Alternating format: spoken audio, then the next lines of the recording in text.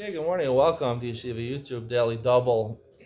Today we're finishing Seder Zroim. Mazel Tov, Seder Zroim. We're finishing. Yeah, come on, give me five, give me five. Give me five. Yeah, there we go. We're finishing Seder Zroim. Last mission of Bikurim. We're starting Seder Moed in Masechah Shabbos. Let's do it. Perek Daled, Mishnah Hay. Mishnah Hay states, where is this? What happened over here? Ketzad eno shava lo lanashim lo lanashim. How is a androgynous not similar neither to a man or a woman? Ein chayvin lo makaso lo kalaso lo kanashim lo kanashim. This girsa, I'm reading the Nuschas HaGemara. This is how I'm reading the last parak over here. I have to take this out because it's a direct contradiction to what we said in Mishnah Daled, which says Ketzad shava lo lanashim lanashim chayavin al makaso lo kalaso kanashim lanashim. Where it says Ein chayavin lo makaso lo kalaso lo kanashim lanashim. So there has to be a mistake over here. That's why the Nuschas Harashash, the Nuschas Ramami Pano and the Nuschas Hagra, they talk about something else over here. They talk about Tuma. Ein chayavin al tumaso lo kanashim lo kanashim. For example, if you're Tameh and you go into the Mikdash, you go into the Zara, or you go into Heichal or something like that, and you're not sure, and you didn't know that you're Tameh, so you have to bring a special korban in that case. The Gemara Shabbos talks about it. You're chayav kares, and you have to bring a korban. So that's only if you're a vadai man or a vadai woman. But here, he's a suffix whether he's a man or a woman. So therefore, as I mentioned, in terms of asr, right, suffix d'oraisa l'chumra, but in terms of punishing somebody by bringing a korban, it's a suffix chulin la'azara. So therefore, right, whether he sees blood or he sees zav of a man, the white stuff of a man, nonetheless, he can't bring you chayav him a korban. There's a part of erchin in the Torah that if you pledge a certain amount, you say erech alai. It depends on your age and whether you're a man or a woman, whether your age. So here we can't figure out whether the guy's a man or a woman. There's different erchin values for a man and for a woman. So therefore, again, it's the suffix mamona lahakil, right? You want to be motzi mamon from him. You can't be motzi mamon from him.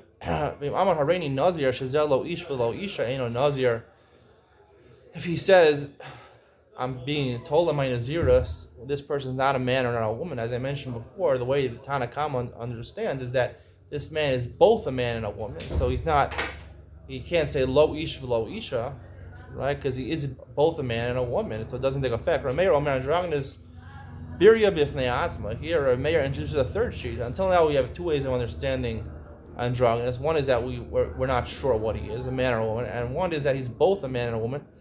Rameir has a third sheet, Birya Bifnei Atzma, who he's completely his own min. You have men, woman, and X.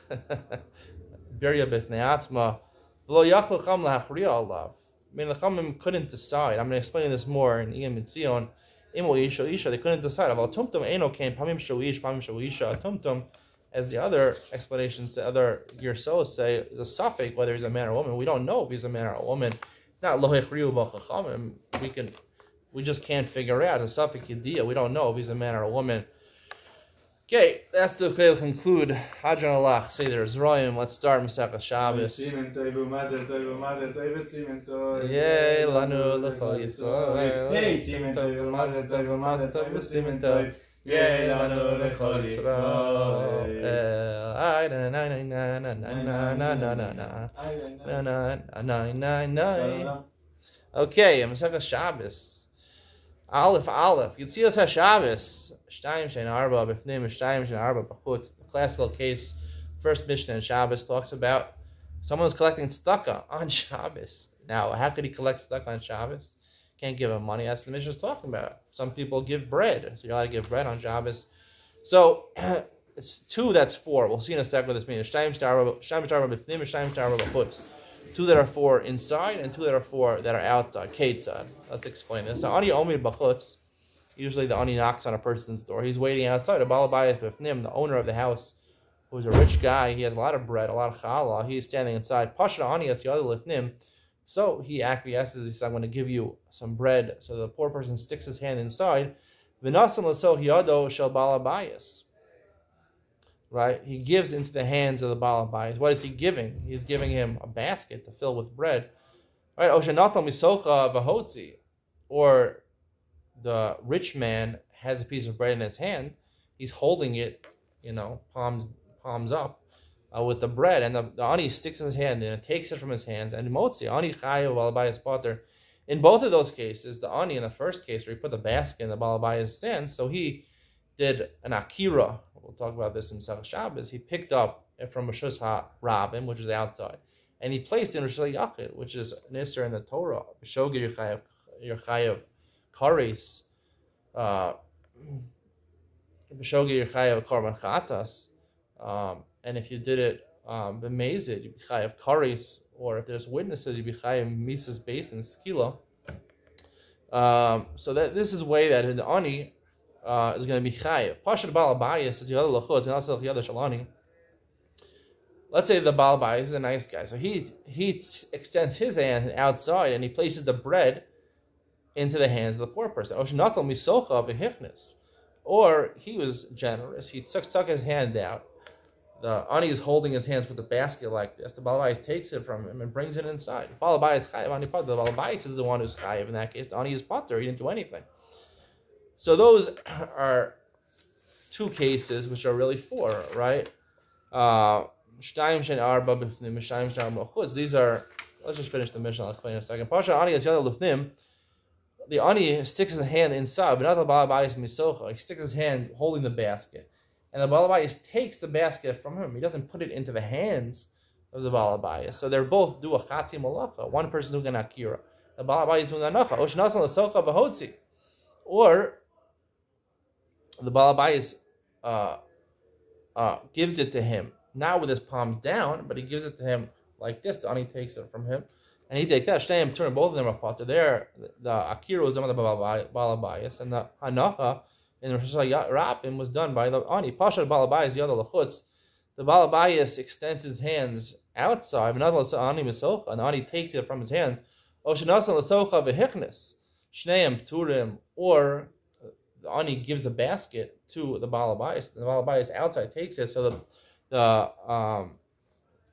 balabayas did not do an akira. An akira has to be from a resting position, and when the ani started to give it to him, he did the akira, but the hanacha was done by the balabayas. So therefore, it's chati malacha, and you have to do an akira and hanacha in order to be chay. An akira in Rishus HaRabim, and a hanacha in Rishus HaYachid, or akira in Rishus HaYachid, and hanacha in Rishus HaRabim. Here, it's half of them did, one person did akira, one person did the hanacha, so therefore it's called a chati malacha, and it's pater. You consider pater. Pater means, the Gemara says that it's pater midoraisa, but you're chay, but it's also midorabanan. So going back to the beginning of our Mishnah, right? There's basically 8 possibilities over here in terms of who's handling the things. There's 2 possibilities inside, right? If you go through all the cases, right, there's 4 scenarios for the ani and 4 scenarios for the balabayas. So, and again, there's 4 scenarios inside, right? 2 regards to the balabayas, 2 regards to the ani, and 4 scenarios outside. If you just go through the cases in the Mishnah, if we look at each person independently, it's a total of 8 cases. But in cumulative, in terms of, if you consider the cases balabayas and ani, so really it's 4 cases. So shayim shnar b'fnim and shayim shnar b'chutz. 2 main cases which split into 4 cases outside, 2 main cases split into 4 cases inside, and as we mentioned, I gave you an explanation of when the person is chayev and when the person is a half a malacha, and they're both pater aval aser.